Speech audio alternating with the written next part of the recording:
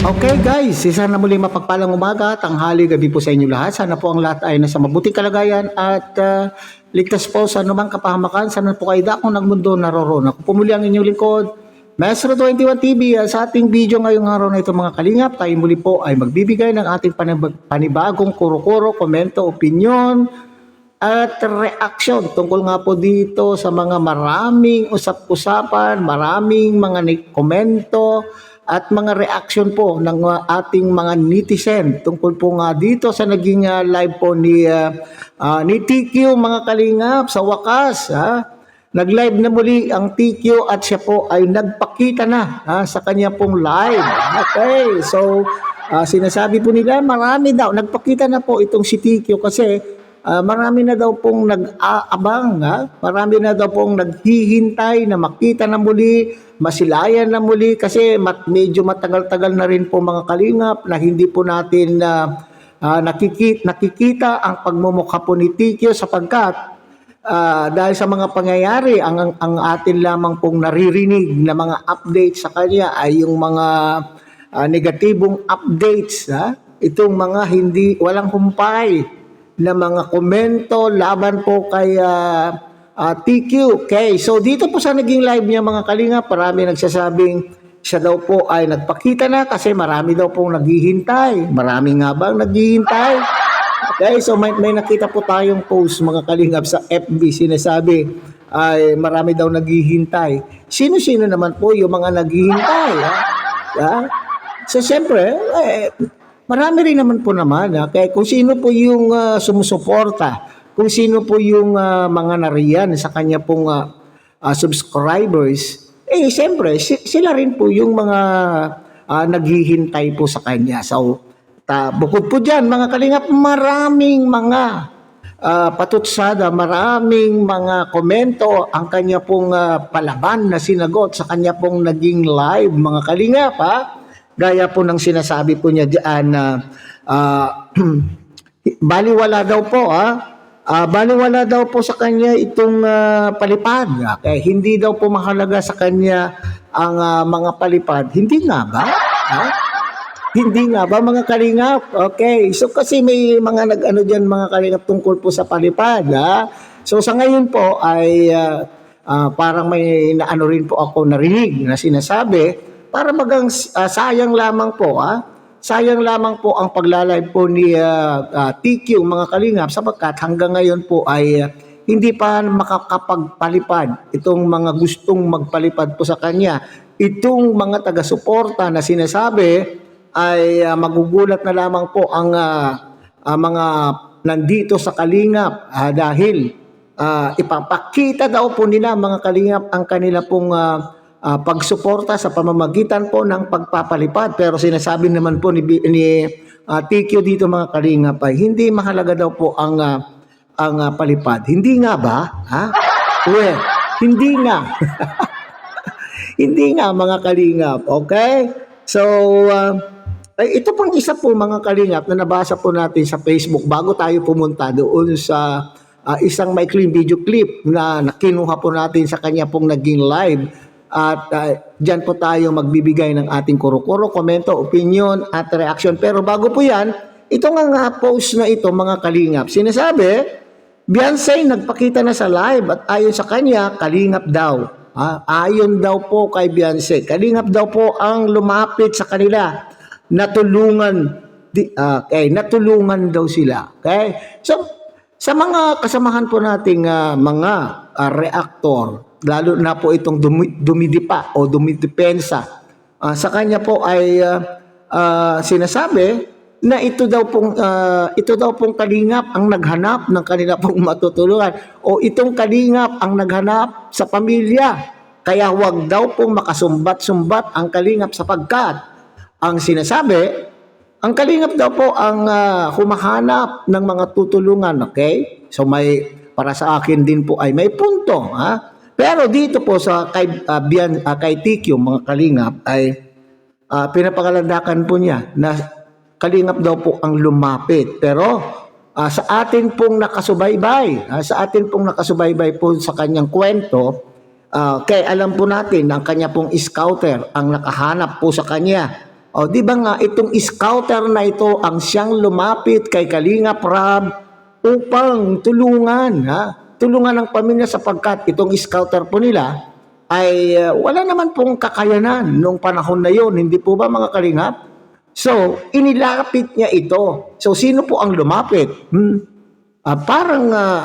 Parang sila na rin po.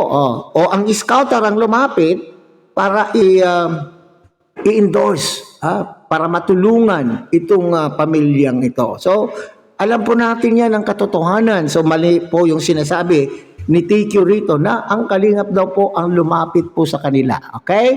So, yan mga Kalingap. So, punta na po tayo dito sa pinaka-topic po natin na sinasabing ay itong babae sa dilim. Natakot daw po sa dilim. At may karanasan po siya sa dilim. Ngayon, nagpapakita na po siya mga Kalingap. Okay. Dito na po tayo ngayon sa bahagi ng kanya pong naging live. At dito po tayo magbibigay ng ating kuro-kuro, komento, opinion at reaction. So sabay-sabay natin panoorin dito mga Kalingap o pakinggan. Mahalang sa'yo katulad niyong manggagamit, iyak pa more para kaawaan. Talaga ba? Mali po. Ang nagmamahal po sa akin, yung mga taong nagmamahal din sa pamilya nila. Okay, so mayroon po kasi doon na nagkomento mga Kalingap. Ulitin nga natin mga Kalingap. Mahalang sa'yo katulad niyong manggagamit, iyak pa more para kaawaan. Okay, so may nagkomento po doon na iyak pa more para kaawaan. Para bagang sinasabi na nagmamakaawa. Daw po itong pamilyang ito para kaawaan. Okay, so anong sagot po dyan ni... anong sagot po ni TQ dito mga Kalingap? Mali po. Ang nagmamahal po sa akin, yung mga taong nagmamahal din sa pamilya nila. Nagmamahal din po sa pamilya daw nila. Ang mga nagmamahal daw po sa kanya ay mga taong nagmamahal din po sa pamilya nila. Mali. Sabi daw po ni TQ mga Kalingap. Okay, anong ibig sabihin? Papaano tayo? Papaano? Papaano mga Kalingap? Itong mga baser. Papaano itong mga dating sumusuporta sa kanya pero tinanggal po nila yung suporta dahil sa inis, sa galit, dahil sa kanila pong ginawa. Ibig sabihin, hindi nagmamahal sa pamilya po nila. Ha? So, pwede lang yung sagugurong sabihin, mga Kalingap, na yung mga nandyan lamang na sumusuporta sa kanya, ay yun po yung mga nagmamahal sa kanya. Ha? Hindi ko makita, mga Kalingap, yung connection na kapag hindi ka nagmamahal sa kanya, ay hindi ka na rin nagmamahal doon sa iyong pamilya. Anong connect? Anong connect doon po mga Kalingap? Nako po. Ibig sabihin, tayo, halimbawa ako, ayaw po sa kanya dahil sa kanyang ginawa ng kanyang pamilya at na nagpatulpo kay Kuya Bal na siyang tumulong po sa kanila. Ibig bang sabihin, hindi na rin wala akong pagmamahal sa aking pamilya dahil ayaw ko sa kanya? Ganun ba yon? Yun ba yung ibig niyang sabihin, mga Kalingap? O, ipagpatuloy po natin. Ganun yan. Mas ipaglalaban ko na yung tama. Ipaglalaban ko nga yung tama. Okay, matagal po na natin naririnig itong tama. Maski rin po sa ating mga kasamang reaktor, lalo na po itong dumidepensa sa kanya po. Sa tama lang daw po sila. Anong tama ba yan? Naririnig po niyo sa background. Nandyan po sa tabi niya yung kanyang nanay. So dito, masasabi po natin na ang nanay po ay nakasuporta kung paano maging palaban yung kanyang anak. Okay? So it is expected naman. Okay? It is expected from the mother. Okay? Na ipaglalaban po niya yung kanya din pong anak. Okay? So walang problema po doon. Pero dito sinasabi po niya mga Kalingap na ano yung katotohanan. Kaya sabi ko nga, narinig ko na rin po ito sa mga kasamahan po natin na sa tama lang daw po sila. Ano ba ang tama? Tama ba yung sinasabi na siya po ay minanyak ni Kalingap Edu sa dilim? Totoo ba yun? Ito ba yung tama na sinasabi po nila? Na talagang totoong may naganap na pangyayari between Kalingap Edu at ni Tikyo sa dilim? Kung ito ang totoong naganap, kung ito ang totoong nangyari, bakit? Ano pa ang ginawa? Siyempre, ako rin po, kung talagang totoo na minanyak po siya ni Kalingap Edu, ay dapat may kalalagyan din po itong si Kalingap Edu, hindi po ba? So patunayan mo, patunayan po ninyo. Okay, so ang tagal-tagal na po yung sinasabi po ninyo na pakaso dahil sa ginawa po ni Kalingap Edu sa iyo sa dilim. Patunayan mo. Hindi po pwedeng hearsay. Kaya dito po nagkakagulo ang mga ibang supporters, mga reactors na nagdidepensa. Kasi, ano ba nga talaga ang totoo? It's between you and Kalingap Edu lamang po ang nakakaalam dyan. So maaaring yung ikinuwento mo ay hindi ako maniwala. Yung ikinuwento mo doon sa ngayong tumutulong di umano sa iyo ay hindi ko mawari kung ito man po ay totoo. Anuhin ko po yung magandang nga po dyan sa buhay. Kung ginagano naman po yung pamilya ko, pinabalahura na. Tsaka, sanay naman tayo sa Nag-stay pa rin po ba ako sa ganun? Okay, so ito ay patungkol po sa Kalingap. Okay, so aanuhin pa niya yung mga tinamasa niyang magandang buhay na bigay po sa tulong po ng Kalingap ay kung binabalahura din lamang po ang kanyang pamilya. So parang pinapahiwatig po niya dito mga Kalingap na tama yung sinasabi nila noong una pa lamang na sinasabi niya, kaya po nagkakaganito po. Kaya malakas ang loob ni Tikyo na lumaban sa Kalingap dahil ang pamilya na po ang kanya pong ipinaglalaban dahil mahal po niya ang kanyang pamilya. Dapat lamang. Pero ang tanong ko diyan, binabalahura daw kasi. Ano ba ang nauna? Okay. At bakit binalahura ang iyong pamilya? Di ba binalahura lamang po yung kanya pong pamilya noong nagkaroon na po ng mga pangyayari, hindi po ba? Okay, noong kumakalas ka sa Kalingap, may mga lumabas na rin pong mga negatibo o mga sinasabi po ng mga baser, pero hindi pa po yun masyado, hindi po ba? Lumala lamang ang pambabalahura sa pamilya mo at sa iyo noong kayo po ay nagpatulpo, hindi po ba mga Kalingap? Na hindi na naniniwala din po ako na kayo po ay nagpatulpo dahil sa sulsol ng mga nakapaligid sa iyo. Doon lamang po lumala ang pambabalahura. Hindi po ba mga Kalingap? So, ano ba yung nauna dito? Yung mga pangyayari na pambabala noon pa man ba ay binalahura na po ang inyong pamilya?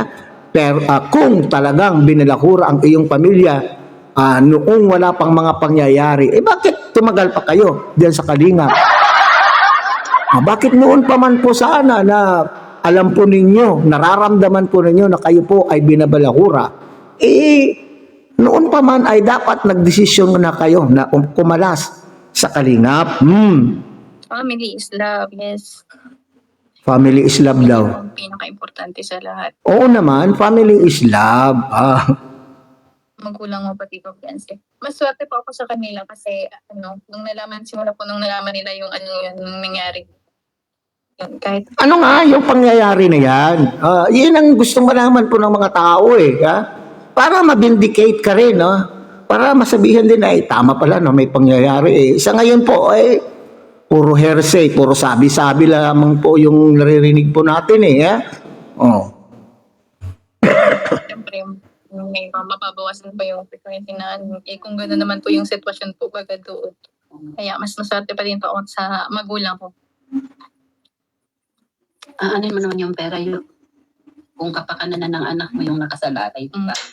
Ang nagmamahal lang sa'yo. Okay. So, sinasabi po, anhin mo naman po ang kaginhawaan. Parang ganun po ang sinasabi po ni Nanay Hansel dito mga Kalingap.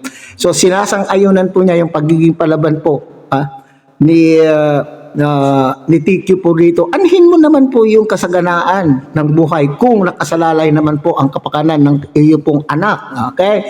So tama lang din naman bilang isang ina, natural. Okay? Ako po ay sang-ayon po diyan. Pero siguro, para hindi lumala, para sa akin bilang ina, para hindi lumala itong mga hidwaan na ito, itong mga ganitong mga tanong siguro ay inaayos ang pagsagot na hindi para bagang pinamumukha talaga, o talagang ganun po ang turo po sa iyo ng iyong mga nakapaligid na kinakailangan ganyan ang sabihin mo upang madiin, upang maidiin ang pagkakasala, upang maidiin ang kalingap at yung mga kasangkot sa nangyari sa iyo. Okay, parang ganun po.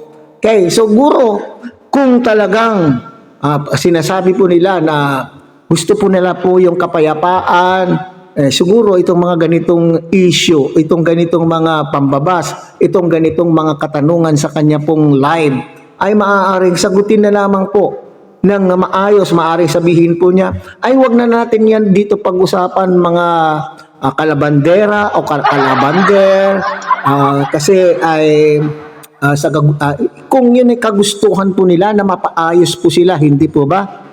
Bayaan na natin na ang panahon ang magtakda upang maayos po yan. Ay sana wag na natin yan dito pag-usapan. Pero ano ang ginawa po ng kanya pong nanay? Parang sinususugan pa.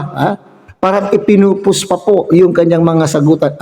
Although sinasabi ko mga kalingap na bilang ina, kung pinapaniwalaan po niya na may talagang pangyayari, ang kapakanan po ng kanyang anak ang kanyang uunahin. Pero dito, yung mga patutsada ng mga baser na ito, sana ay wag nang sinagot ng ganito. Kasi parang lalong lumalala. Kasi kagaya ngayon, ilan reaktor na po ang nag-content tungkol po dito. Yung mga kasagutan po niya sa mga tanong sa kanyang live, ay ilan na po yung mga reactors na nag-content po nito, at ilan na rin po yung mga buzzers ang nag-post sa kanya doon sa Facebook. Okay? So, harinawa, makapag-isip-isip itong si Ineng. At baka naman po ito yung turo ng mga nandyan po sa kanyang paligid. Okay, so hanggang dyan na lang muna tayo mga kalingap. Muli tangkilikin po natin Kuya Val Santos Matubang, Ate Edna Vlog, Kalingap Rob, at syempre sana po nyo rin pong tangkilikin ang munting channel na ito sa pamamagitan po ng pagbibigay nyo po ng like, share, and subscribe, at tuloy pindutin na rin po ang notification bell, at nang sa ganon tayo pa rin po ay magkita-kita at magsama-sama sa susunod pa pong mga reaction videos na ating gagawin. Muli, isang mapagpalang umaga, tanghali, gabi po sa inyong lahat. Mabuhay po kayo at God bless everyone.